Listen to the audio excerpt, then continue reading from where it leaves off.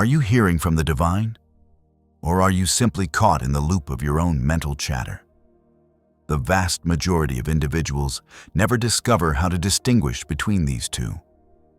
And as a result, they either overlook heavenly guidance or pursue something that never originated from God in the first place.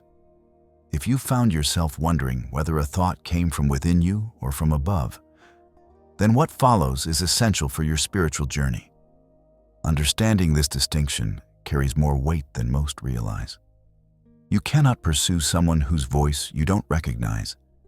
And in our modern world saturated with endless distractions, overwhelming emotions, and spiritual interference, the ability to identify God's communication is no longer a luxury. It has become essential for spiritual survival. Scripture doesn't present this as a possibility or suggestion. It declares with certainty that his followers recognize his voice, that he knows them intimately, and that they follow his leading. This isn't about hoping you might hear him. It's about the reality that you can and should hear him. Yet countless people never develop this capacity. The reason? Many were introduced to religious systems rather than authentic relationship. They learned about compliance and obedience, but were never equipped with the skills to truly listen and discern. Consequently, when the divine whispers into their spirit, they question everything, doubting whether what they sensed was real or imagined. However, there's encouraging news in all of this. God desires to communicate with you even more intensely than you desire to hear from him. What you need is simply the understanding of how to attune your spiritual ears to his frequency. Within your mind and spirit, there are three distinct voices constantly competing for your attention. Every choice you make, every thought that crosses your consciousness, every spiritual impulse you feel originates from one of these three sources. First, there's your own human nature, your flesh, which speaks with urgency, impulse, and a preference for what's comfortable. This internal voice suggests that you've earned certain indulgences, that things aren't as serious as they seem, and that God will surely understand your choices. Your flesh has no interest in obedience or discipline. What it craves is ease and the path of least resistance. It sounds appealing and comforting in the moment, but ultimately guides you toward compromise rather than conviction. Consider what happened in the Garden of Gethsemane, where even Jesus acknowledged that while the spirit remains willing, human nature is inherently weak. Your flesh doesn't want you to engage in prayer or pursue your purpose. Instead, it wants you to scroll endlessly through distractions, to seek pleasure rather than meaning. If you're not vigilant and discerning, it will lead you down paths that feel satisfying momentarily, but exact a significant cost over time. The second voice belongs to the adversary, and it operates with subtlety, condemnation, and deception. The enemy doesn't announce himself with obvious evil. Instead, he arrives with statements that contain half-truths and sound reasonable on the surface, but are fundamentally laced with lies.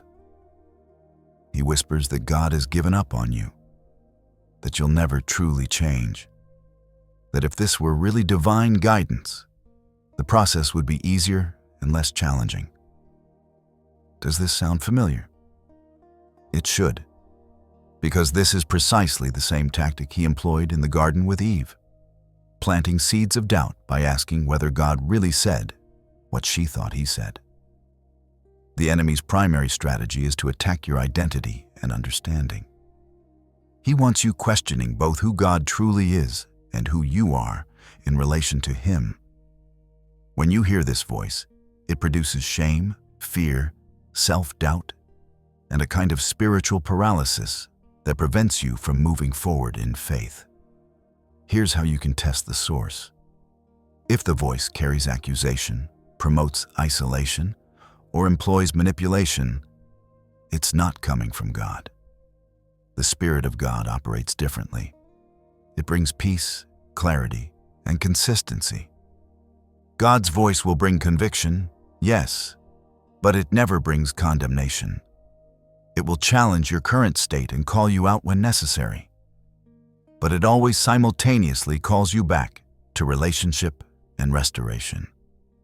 The invitation is always to come, to find rest, to be renewed.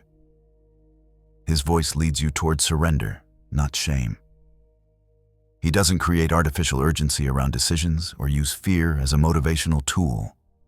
Instead, his voice aligns perfectly with Scripture, receives confirmation through wise and godly counsel, and produces a peace that often defies logical explanation. Think of it this way to create a clear framework. Your flesh operates from impulse and immediate gratification. The enemy operates from accusation and deception. The Spirit operates from truth and love.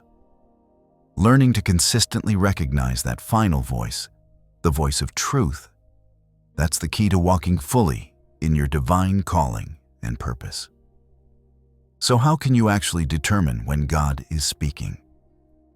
Let's be honest and practical about this. If God spoke audibly with unmistakable clarity every time, none of this would be difficult. But the reality is that most of the time, his communication is subtle, internal, and quiet. So how can you genuinely know it's him speaking? Let's examine this with both real-life application and biblical examples that provide a pattern. First, what you're hearing will align with Scripture, even when it hurts your feelings or challenges your preferences. God's voice won't always tell you what you want to hear, but it will consistently tell you what you need to hear for your growth and his purposes. When Peter attempted to protect Jesus from suffering, Jesus responded with startling directness, essentially telling him to get behind him, because that thinking aligned with satanic strategy rather than divine will. Peter's suggestion sounded loyal and loving on the surface, but it wasn't aligned with God's plan. If the voice you're hearing promotes pride, encourages revenge, or prioritizes your comfort over your calling, that's not God speaking. God's written word serves as your filter and standard for every other word you think you're hearing.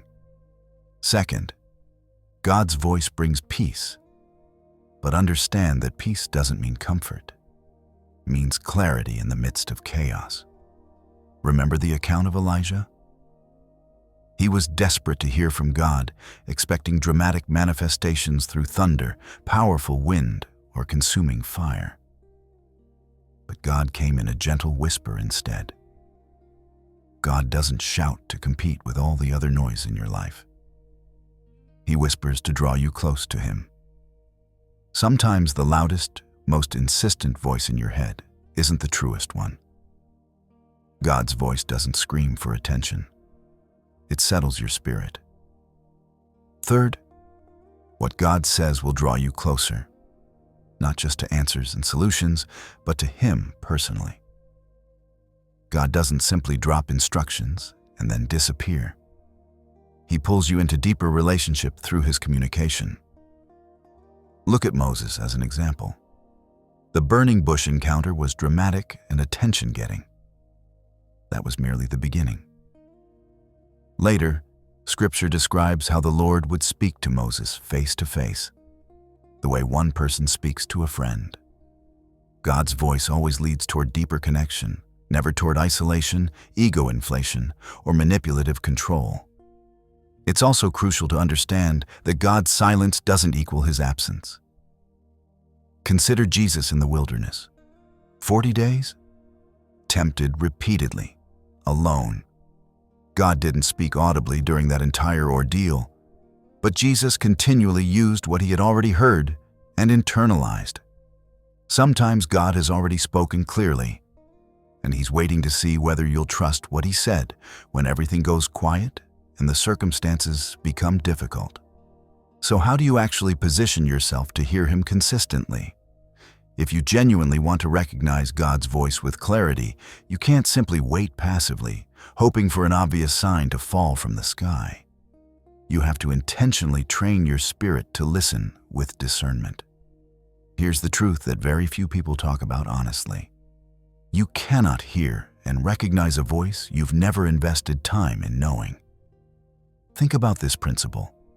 The more time you invest with any person, the more you naturally recognize their tone, their rhythm, and their heart.